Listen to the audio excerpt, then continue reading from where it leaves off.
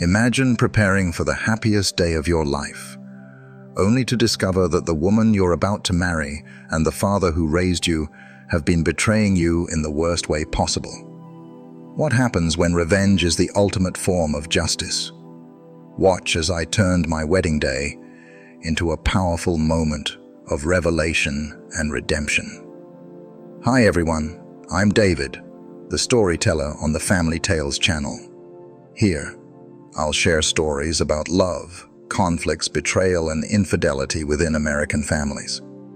These stories offer a deep look into relationships and the challenges families face. Stay tuned and explore with me.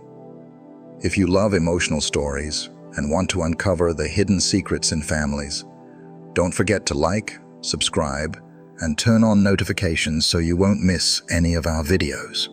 I'm Jonathan Clark. At 32, I once thought that trust formed the very basis of all significant relationships. I held the position of senior project manager at a software development firm located in downtown Chicago, where I earned a substantial six-figure salary that enabled me to enjoy a comfortable lifestyle in a condo in Lincoln Park. My life appeared to be straight out of an idealized American dream. I was on the verge of marrying Megan Davis, the woman I believed to be my soulmate, and my relationship with my father, Robert Clark, was everything a son could desire. He was my inspiration, my guide, and the one who showed me that honesty holds greater value than any salary. My father, Robert, was 60 years old, a well-regarded real estate broker who had established his reputation over 3 decades in the Chicago market. He and my mother, Mary, had shared 35 years of marriage, and their bond was the benchmark I used to evaluate all other relationships. Robert was the type of man who always opened doors for women, who honored his commitments without fail, and who never missed any of my baseball games while I was growing up. 2 years ago, when I introduced him to Megan, he embraced her as part of our family, treating her as if she were the daughter he had always wanted. Megan Davis, aged 30, served as a marketing coordinator for a boutique firm located in River North. She possessed a sharp mind, stunning looks, and a passion for weekend getaways to Wisconsin and spirited discussions about deep dish pizza. We crossed paths at a friend's 4th of July barbecue in 2022, and it became clear to me within 3 months that I wanted to share my life with her forever. She meshed seamlessly with my parents, frequently participating in our Sunday dinners and holiday festivities. My mother, Mary, cherished her, and my father, Robert, frequently remarked on how fortunate I was to have discovered such an amazing woman. Everything was aligning flawlessly. We had planned our wedding for a Saturday in October at St. Michael's Church in Old Town, with a reception to follow at the Chicago History Museum. Invitations were dispatched to 150 guests, comprising family, friends, and colleagues. After months of meticulous planning, I had arranged every detail, from the vintage bourbon bar to the jazz trio that would serenade us during dinner. My best man was my college roommate from Northwestern, while Megan's sister took on the role of her maid of honor. The rehearsal dinner is set at Gibson's Steakhouse, and we've already secured a deposit for a honeymoon suite in Maui. If you love tales of ruthless vengeance and captivating plot twists, give this video a thumbs up and subscribe to the channel today. Every day, fresh, unreleased stories emerge, each one more gripping than the previous. The evening prior to our wedding, I was at the Palmer House Hotel with my father, reviewing the last details of the ceremony.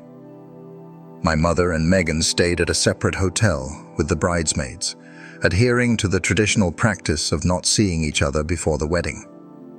Robert and I had placed a room service order and were seated at the little table in my suite, going over the schedule for the following day. He assisted me with the seating chart, ensuring that all the relatives from both sides would feel at ease. It was one of those ideal moments between a father and son that I believed we would cherish for years ahead. At approximately 10:30 that evening, My father stepped away to the restroom, leaving his iPhone unlocked on the table next to his coffee cup. I didn't mean to pry, but when a text notification appeared on his screen, my gaze instinctively drifted over. The sight before me sent chills down my spine and shattered all my beliefs about the two individuals I held in the highest regard. Megan sent the message at 10:28 p.m. It said, "Thank you for the amazing night, Robert. Your lips tracing every inch of me lingers in my thoughts. I'm eagerly looking forward to the next occasion. You are truly amazing. P.S. Our tale will remain just between us." A photo accompanied the message, eliminating any possibility of doubt or misinterpretation. The image captured a clear and intimate moment of the two of them together in what appeared to be a hotel room, taken just the night before. In that fleeting instant, everything I knew came crashing down. The woman I was meant to marry in under 12 hours had been having an affair with my own father. The person I had admired my whole life had not only let me down, but had also let my mother down, who was likely at that very moment assisting Megan in preparing for what she believed would be the most joyful day of her son's life. I found myself gazing at the phone screen as if I were observing the moment from a distance. My hands trembled, yet my thoughts were remarkably sharp. This was not a careless error or a fleeting lapse in judgment. The photo's metadata indicated it was captured at 11:47 p.m. the night before, suggesting they had orchestrated this while I was celebrating my bachelor party with my groomsmen at Wrigley Field, witnessing the Cubs' defeat against the Cardinals and raising a toast to my upcoming happiness. By the time my father came back from the bathroom, I had already snapped multiple pictures of his phone screen using my own device. My experience in software development has highlighted the critical role of documentation and backup systems. I kept my voice calm as I explained that I was worn out and needed to rest before the important day ahead.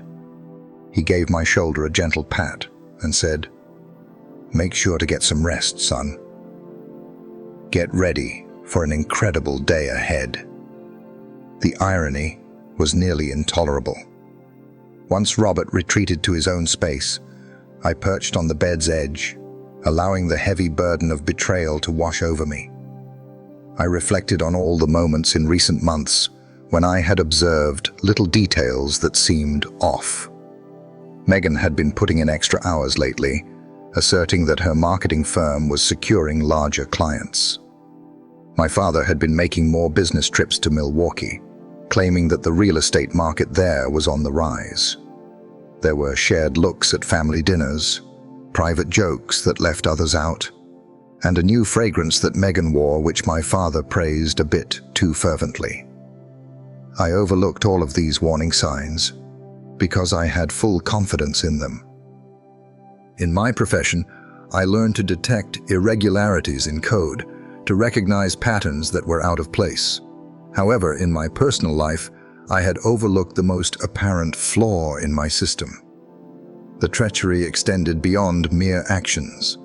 It revolved around the meticulous trickery, the intricate fabrications, and the reality that they had orchestrated everything to allow me to approach that moment entirely unaware of the reality. Rather than canceling the wedding on the spot or lashing out in anger, I chose a path that would shape all that came next.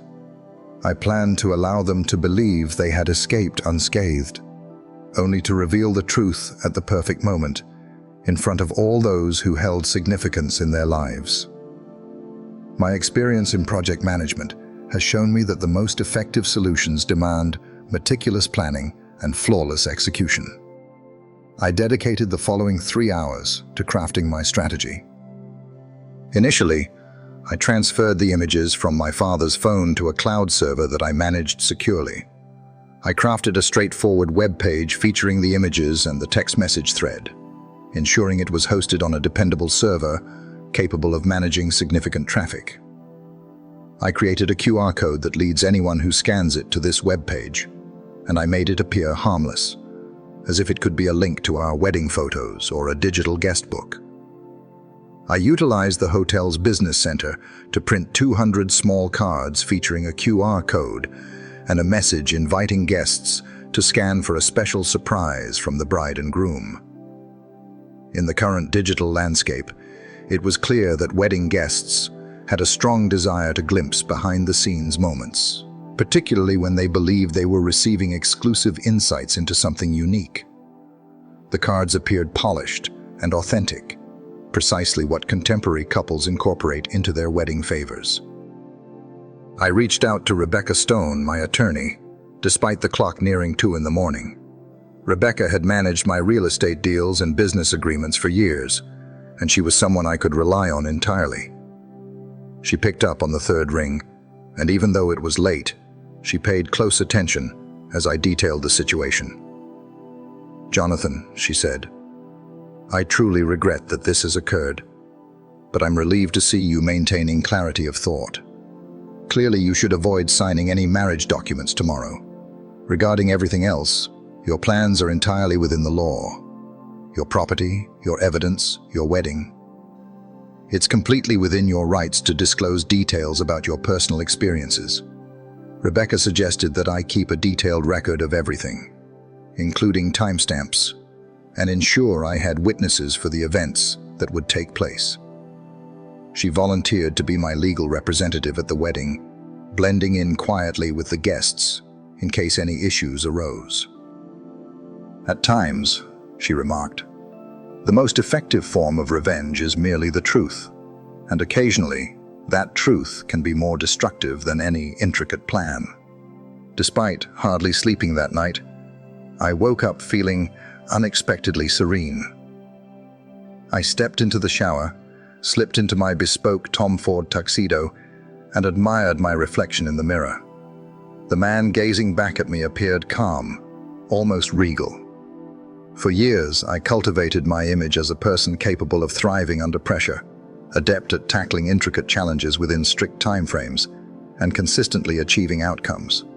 Today is going to be the ultimate challenge for those abilities. At the church, everything unfolded precisely as intended. The blooms were exquisite, the melodies enchanting, and the attendees were showing up in their most elegant outfits. My mother Mary appeared stunning in her navy blue dress, blissfully ignorant that her world was on the brink of collapse. My father Robert embraced his role as the proud father of the groom, greeting guests with firm handshakes and engaging in light conversation about the weather and the Bears' upcoming season. Megan stepped in wearing a timeless white gown that set her back $8,000, embodying the essence of a radiant bride. She pressed her lips to my cheek and softly murmured, "I can't wait to be your wife." Her performance was nothing short of breathtaking. Less than 36 hours ago, she had been in bed with my father, and now here she was at the altar, prepared to vow her everlasting love and loyalty to me in the presence of God and all our acquaintances. Standing at the altar, I noticed my father in the front row, dressed in his finest suit, his smile appearing to me like a mask.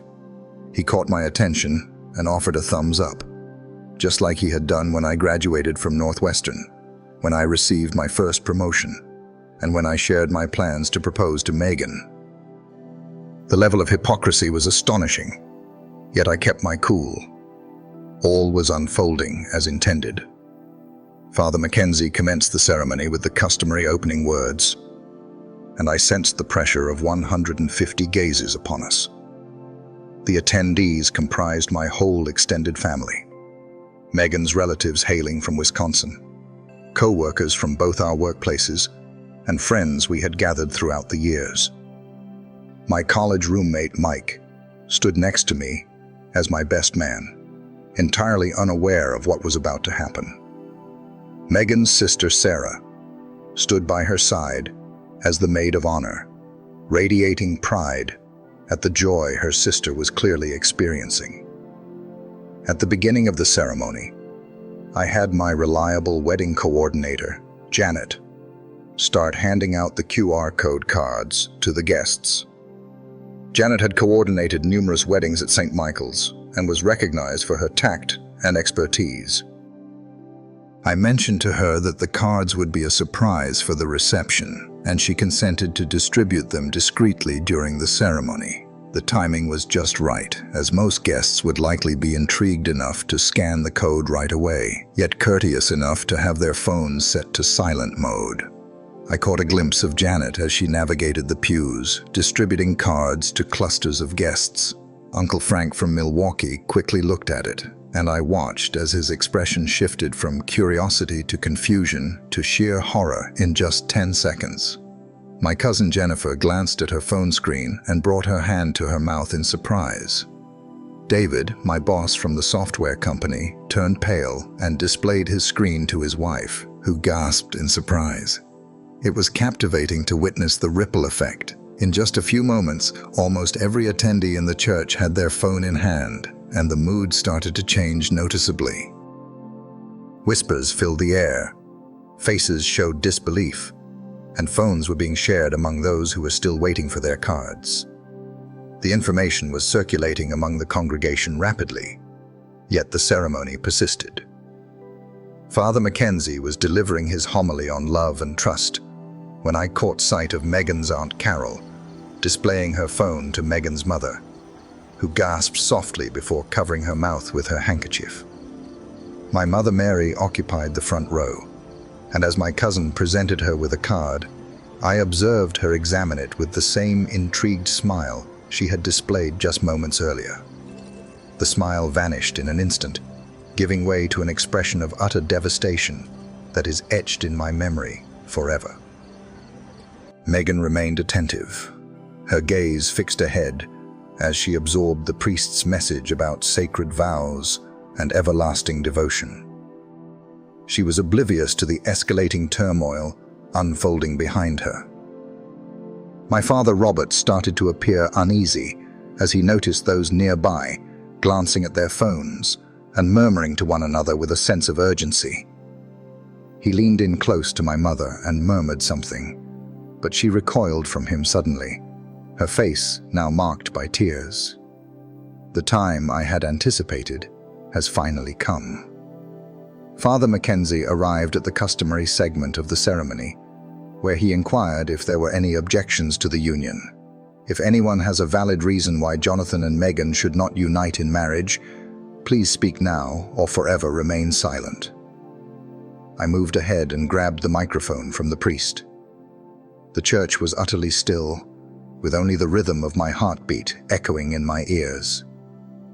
I fixed my gaze on Megan, then shifted to my father, and finally surveyed the congregation, a sea of faces that had just witnessed the proof of their treachery. Indeed, I affirmed, my tone unwavering and distinct. I have something to share. Megan turned to face me, and I noticed the precise instant she understood that something was seriously amiss. Her expression shifted from bewilderment to realization, and then to sheer horror as she caught sight of the guests' faces behind her. My father Robert half rose from his seat, his face flushed with panic as he realized that his secret was out in the open. "I adored you, Megan," I went on, addressing her directly. "I poured all my love into you." I turned to face him. "And Dad, you have always been my inspiration throughout my life. You were my inspiration, my guiding light, the person who instilled in me the values of integrity and honor." The church was so silent that the sound of a pin dropping could be heard. Even the kids had ceased their restlessness. All eyes were on me, and I sensed the significance of the occasion. "Yet, the deepest betrayal comes with the steepest cost," I stated, my tone steady yet heavy with the burden of my hurt and fury. Last night I found out that the two individuals I held in the highest regard have been dishonest with me, deceiving me, and scheming to allow me to walk down this aisle completely oblivious to their betrayal. Megan attempted to speak, yet silence enveloped her. My father stood there, his hands trembling as he sought a way to salvage the situation. My mother Mary was crying openly, not only from the betrayal, but also from the public humiliation that was happening in front of everyone she knew. "The proof is unmistakable," I went on. "And given that you both decided to trivialize this solemn occasion, I believed it was only appropriate for the truth to come to light in the very public space where you intended to carry out your ruse." I motioned towards the crowd, where almost everyone was now clutching their phones, having come across the graphic messages and images that confirmed the affair without question. The evidence was undeniable, marked by time, and strikingly clear in its impact. "The wedding is finished," I declared, "and so is our relationship, both of them." The turmoil that unfolded was beyond anything I had ever seen. Amidst the chaos of guests shouting questions, Megan's cries echoed, and my father struggled to navigate through the crowd to get to me. Yet I was already making my way down the aisle, my head held high, leaving behind the two individuals who had shattered my trust and my family. As I stepped out of St. Michael's Church and into the refreshing October air, an unexpected feeling of freedom washed over me. The chaos continued to unfold behind me. Megan was crying uncontrollably. My father was attempting to yell out explanations that no one was interested in, and my mother was being consoled by her sister. The attendees were pouring out of the church, some trailing behind me with looks of encouragement, while others clustered in small groups to talk about what they had just experienced. My best man Mike met me on the church steps. "Jesus Christ, Jonathan," he exclaimed, still trying to wrap his mind around what had just occurred. "It's hard to wrap my head around what they did to you. How are you managing?" As I gazed at him, it struck me that, after months of uncertainty, I finally felt a sense of complete honesty regarding my circumstances. "I'm feeling better than I have in quite a while," I told him. "Truth has a unique ability to liberate you, even if it causes pain." In just a few hours, the tale had transcended the confines of St. Michael's Church. Numerous guests posted the evidence on social media, and by Sunday evening, the story was gaining traction on Twitter and Facebook. By Monday morning, the local Chicago news stations had picked up the story. And by Tuesday, I found myself receiving calls from national media outlets eager to interview me about the wedding that had gone viral for all the wrong reasons. I turned down the majority of the interview requests, but I did have a conversation with a reporter from the Chicago Tribune who had previously reported on business stories related to my company. I maintained a concise and respectful tone in my remarks. I stand firm in my conviction that the truth matters, and I hold that individuals deserve to understand who they are truly engaging with, particularly regarding trust and integrity. The repercussions for Megan and my father were immediate and harsh. Megan's marketing firm, known for its commitment to family values and ethical business practices, let her go within a week. The narrative had gained such widespread recognition that linking her to their brand was perceived as a risk. My father's real estate business faced even greater challenges. In a field founded on trust and personal connections, his reputation was effectively shattered in an instant. A number of significant clients terminated their contracts, and his business partner of 15 years ended their partnership. My mother, Mary, initiated divorce proceedings just 2 weeks after the wedding incident. After 35 years of marriage to my father, she confided in me that the public humiliation and breach of trust were insurmountable challenges for her. "I might have been able to overlook a private affair," she remarked during one of our lengthy discussions. "But the reality that he was prepared to ruin his own son's life and intended to allow you to marry her while being aware of their actions, that's something I can never accept." The legal proceedings were managed with great efficiency by Rebecca Stone, who had meticulously prepared for this very situation. As the marriage was never legally finalized, there were no divorce proceedings needed between Megan and me.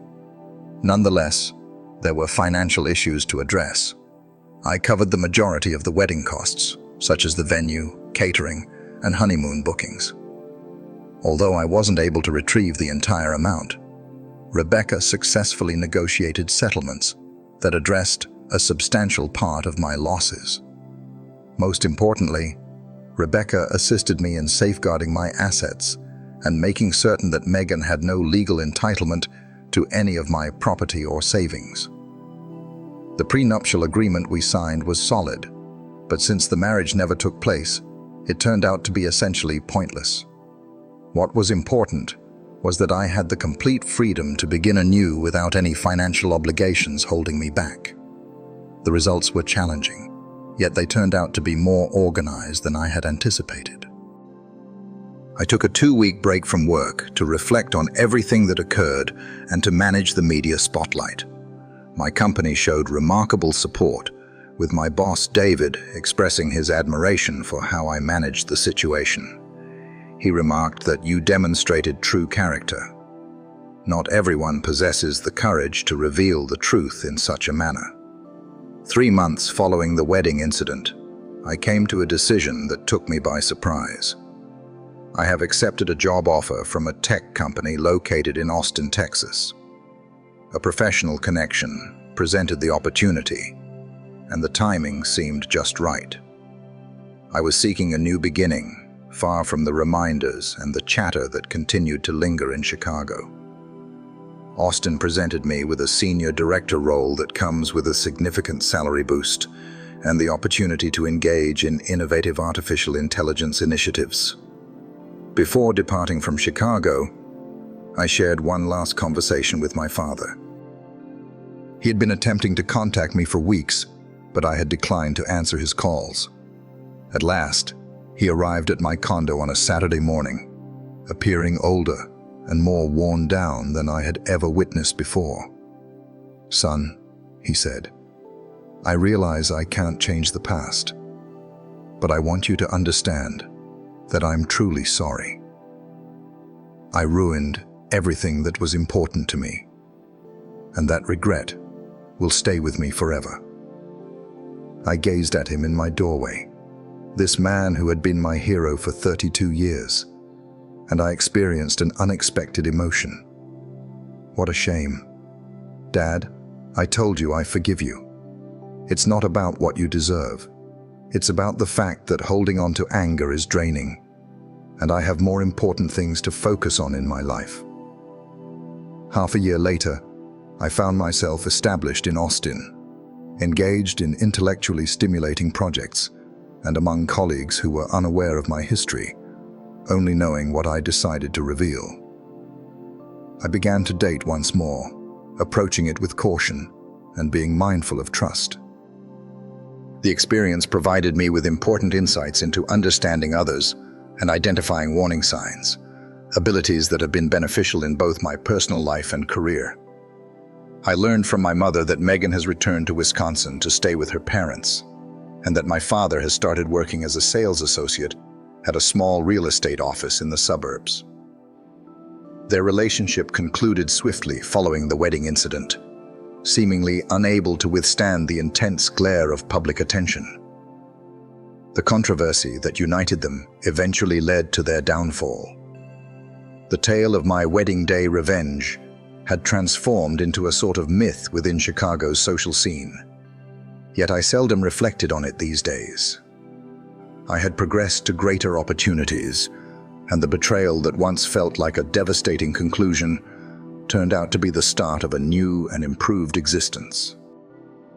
At times, the most challenging obstacles can reveal themselves as the most significant chances for development and rejuvenation.